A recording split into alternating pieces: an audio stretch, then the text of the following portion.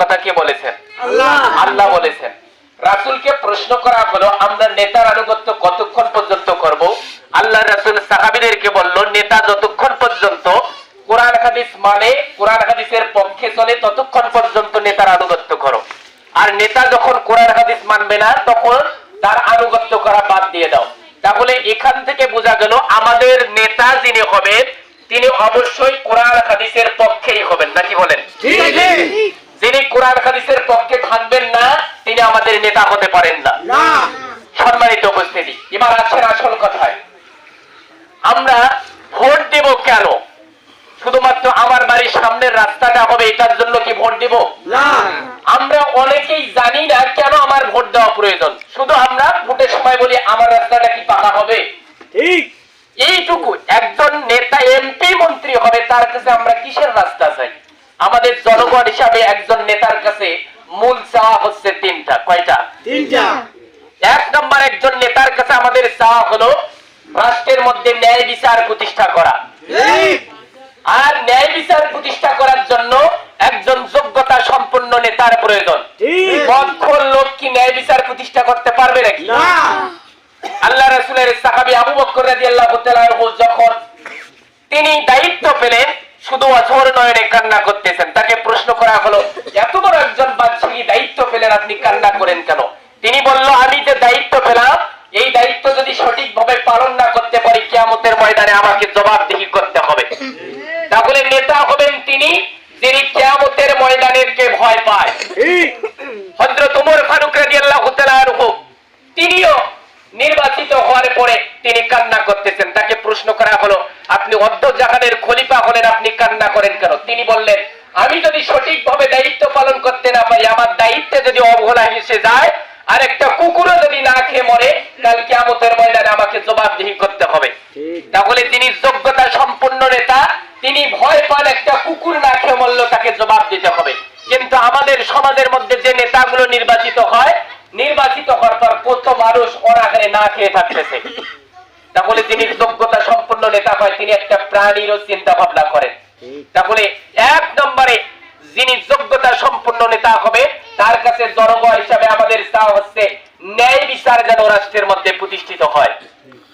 আমাদের জনগণ হিসাবে যিনি নেতা হবেন তার কাছে আমাদের চাওয়া হলো যেন দুর্নীতি মুক্ত একটা বাংলাদেশ প্রতিষ্ঠিত হয়।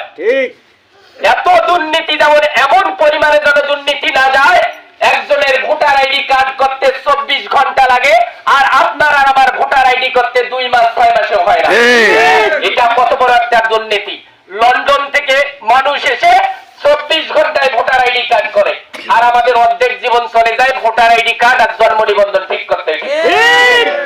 তাহলে আমাদের 2 নাম্বার চাওয়া হলো রাষ্ট্রের কাছে যেন রাষ্ট্রটা দুর্নীতি মুক্ত হয়ে যায়। যদি দুর্নীতি যুক্ত হয়ে যায় তাহলে বিচার দিবেন কার কাছে?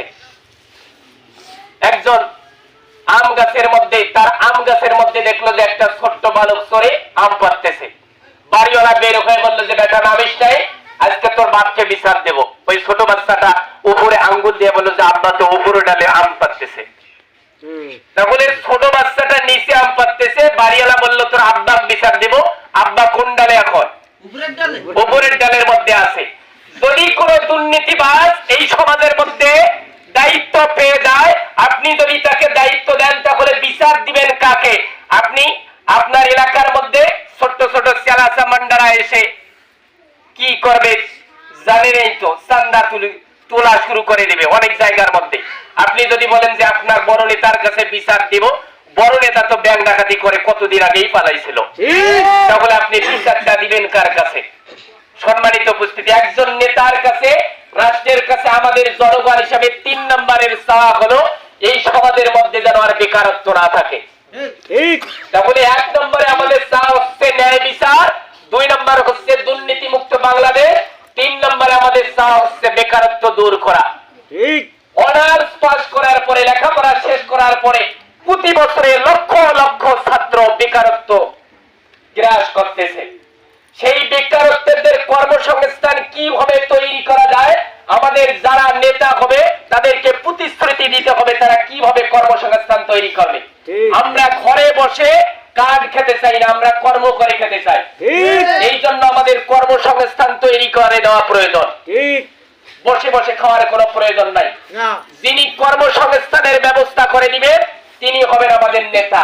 আমাদের জনগণ হিসাবে চাওয়া হচ্ছে যিনি দায়িত্ব পাবেন তিনি যেন আমাদের কর্মসংস্থানের ব্যবস্থা করে দেয়। সম্মানিত উপস্থিতি, আপনি যদি সঠিক জায়গার মধ্যে ভোট না দেন তাহলে এই তিনটা চাওয়া আমাদের জনগণ হিসাবে আমরা পাবো কি না। তাহলে সঠিক জায়গার মধ্যে দিতে হবে। যদি সঠিক মানুষকে আপনি নির্বাচিত না করে তাহলে আপনি জালিমের কাতারে চলে যাবেন। ঠিক। জুলুম আর জালিম কাকে বলে দেখেন? জুলুম আর জালিম, জুলুম হচ্ছে যে জিনিসটা যেখানে রাখার প্রয়োজন সেই জিনিসটা সেখানে রাখার নাম হচ্ছে ইনসাফ। আর যে জিনিসটা যেখানে রাখার প্রয়োজন যদি সেটা সেখানে না রাখে ওইটার নাম হচ্ছে জুলুম। এই যে আমার মাথার মধ্যে টুপিটা আছে, এই টুপিটা যদি আমি হাঁটুর মধ্যে দেই এইটা ইনসাফ নাকি জুলুম বলেন তো? জুলুম। কারণ টুপি থাকার কথা কোথায়? মাথায়। কিন্তু এটা হাঁটুর মধ্যে দিলে এটা জুলুম। তাহলে আমি যদি আমার টুপিটা হাঁটুর মধ্যে দেই এটা যদি জুলুম হয়ে যায় আর আমি যদি জুলুম করি আমার নাম হচ্ছে জালিম। ঠিক তেমনি ভাবে যে জিনিসটা যেখানে থাকার প্রয়োজন যোগ্য মানুষটাকে যোগ্য চেয়ারটা যদি আপনি দিতে না পারে তাহলে আপনি জুলুম করলেন, আর আপনি জুলুম করলেন বিদায় আপনি জালিমের কাতারের মধ্যে চলে গেলেন। এই জন্য যোগ্যতা সম্পূর্ণ লোককে আপনি যোগ্যতার আসনের মধ্যে বসাবেন।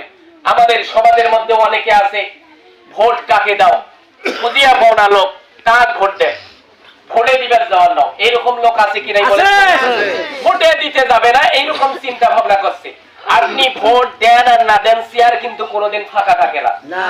এই যে এই অতিথিরা যে চেয়ারের মধ্যে বসছে কালকে যদি 10টা ছাগল এই রাস্তা দিয়ে ছেড়ে দেন ছাগল কিন্তু বুঝবে না যে কালকে এখানে গণ্যমান্য অতিথিরা এই চেয়ারের মধ্যে বসছিল। ছাগলের পছন্দের জিনিস হচ্ছে চেয়ার, লাভ দিয়ে চেয়ারের মধ্যে চড়বে, তাহলে চেয়ার কি ফাঁকা থাকবে নাকি? অতিথিরা চেয়ার ছেড়ে দিলে ছাগলে কিন্তু বসে পড়বে। আপনি যদি যোগ্যতা সম্পন্ন লোককে চেয়ার দিতে না পারে তাহলে এই চেয়ারটা কিন্তু ছাগলেরা দখল করবে।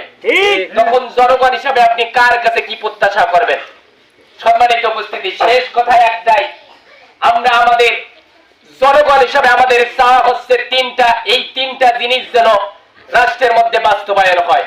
আর শেষ কথা হচ্ছে আমরা আমাদের রাষ্ট্রটা একটা ইসলামিক রাষ্ট্র হিসাবে গড়ে তোলা দরকার। ইসলামিক রাষ্ট্র কেন আমরা গড়ে তুলব তার কারণটা কি দেখেন। ইসলামিক রাষ্ট্র আমরা কেন চাই, এই জায়গার মধ্যে যদি একটা খিচুড়ির ড্যাগ করেন এই ড্যাগের মধ্যে 10 মণ চাল দিলেন, একটা গরু জবাই করে এই ড্যাগের মধ্যে আপনারা দিলেন, সমস্ত কিছু রেডি হয়ে গেল। এমন সময় একজন একটা চিকা টুকরা টুকরা করে কেটে ওই ড্যাগটার মধ্যে দিল, খিচুড়ির মধ্যে 10 মণ চাল এবং একটা গরুর খিচুড়ির মধ্যে একটা চিকা সামান্য দিছে। আচ্ছা বলেন তো আপনারা যদি রুচিবান মানুষ হন ওই ড্যাগের খাবারগুলো কি খাবেন? না। তাহলে এক ড্যাগ খাবার নষ্ট করার জন্য কয়টা চিকা যথেষ্ট? এক ড্যাগ খাবার নষ্ট করার জন্য যেমনি ভাবে একটা চিকা যথেষ্ট ঠিক তেমনি ভাবে আমাদের রাষ্ট্রটা হচ্ছে একটা ড্যাগ। এই ড্যাগটা যদি আপনি সুষ্ঠুভাবে রাখতে না পারে, এখানে যদি আপনার যাকাতের টাকা যায়, এখানে যদি আপনার ভালো ভালো টাকা যায়, ওই ড্যাগের মধ্যে যদি 1 টাকা জেনার যায়, জেনার মডেল লাইসেন্সের 1 টাকা যায়, তাহলে সমস্ত ভালো টাকাগুলো নষ্ট করে দেওয়ার জন্য 1 টাকাই জেনার যথেষ্ট। এই কারণে একটা ইসলামিক রাষ্ট্র আমাদের জন্য প্রয়োজন। আমাদের ইসলামিক রাষ্ট্র এই কারণে প্রয়োজন, যদি সমাজের মধ্যে ইসলাম প্রতিষ্ঠিত হয়ে যায় তাহলে বর্তমান অর্থনীতিবিদগণ বললেন বাংলাদেশে 1 বছরের যাকাত উঠবে 1 লক্ষ কোটি টাকা। চিন্তা করেছেন 1 লক্ষ কোটি টাকা যাকাত উঠবে। 1 লক্ষ কোটি টাকা যদি 1 বছরের যাকাত ওঠে এই সমাজের মধ্যে আর গরিব দুঃখী পাওয়া যাবে কি না? টাকাগুলো বিতরণ করে দিলে গরিব দুঃখী দিন দিন বিলীন হয়ে যাবে, সবাই কর্মসংস্থানমুখী হয়ে যাবে। 1 লক্ষ কোটি টাকা দিয়ে এই বেকারত্বের কর্মসংস্থান তৈরি করে দেওয়ার জন্য হলেও একটা সুন্দর সুষ্ঠু রাষ্ট্র দরকার। এই সুন্দর সুষ্ঠু রাষ্ট্র গঠন করবেন তিনি যোগ্যতা সম্পন্ন। আল্লাহ আমাদেরকে বুঝ দান করুক, যিনি আমাদের সমাজের মধ্যে সঠিকভাবে দায়িত্ব পালন করতে পারবেন, কর্মসংস্থান তৈরি করতে পারবেন, ন্যায় বিচার প্রতিষ্ঠিত করতে পারবেন, দুর্নীতিমুক্ত বাংলাদেশ গড়তে পারবেন, এমন একজন ন্যায় বিচারক, এমন একজন ন্যায় শাসক এই সমাজের মধ্যে প্রতিষ্ঠিত করার তৌফিক দান করুক। সকলে বলে আমিন। আসসালামু আলাইকুম ওয়া রাহমাতুল্লাহ।